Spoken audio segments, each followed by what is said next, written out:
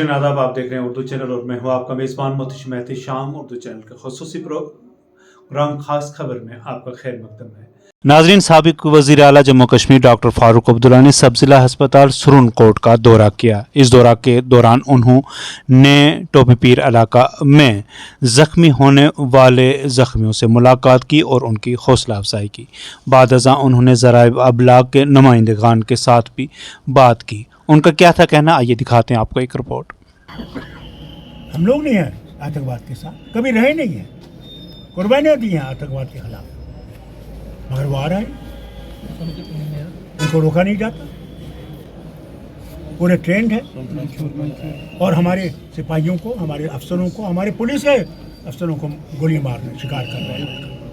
आपने वैली के अंदर जो टेररिस्ट अटैक हुआ उसको भी कंडेम किया था। मैंने हर वक्त कंडेम किया है। मैं जब से इसको देख रहा हूँ 89 से मैंने इसका हर वक्त कंडेम किया है।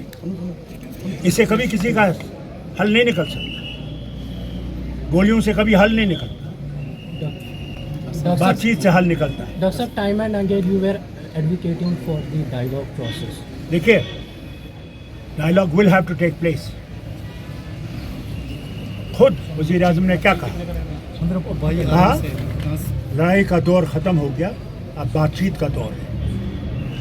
बातचीत का दौर इसलिए नहीं हो रहा क्योंकि पाकिस्तान में अभी इलेक्शन नहीं हुए।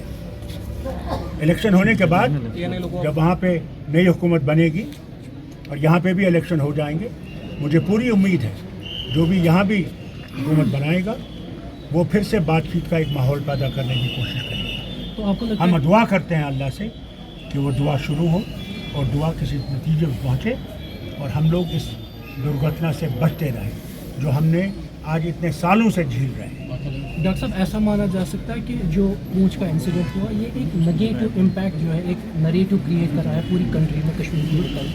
देखिए, कश्मीर के बारे में क्या कर रहे हैं वो मैं नहीं जानता, मगर मैं एक चीज़ जानता हूँ कि कश्मीर ने 47 में साथ दिया महात्मा गांधी के हिंदुस्तान से, जिसमें हम सब बराबर हैं। वो हिंदू हो, सिख हो, मुसलमान हो, ईसाई हो, बौद्ध हो, ज़रास्ट्रियन हो, कोई भी हो, सब बराबर हैं।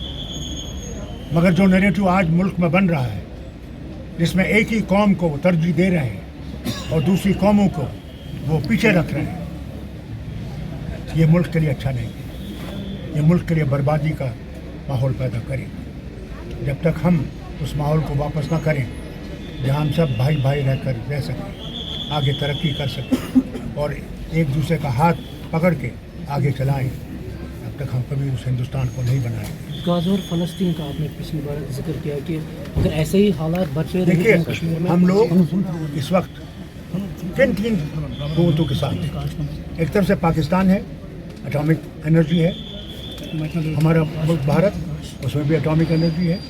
फिर चीन हमारी सरहदों के अंदर है, इसमें कोई शक नहीं।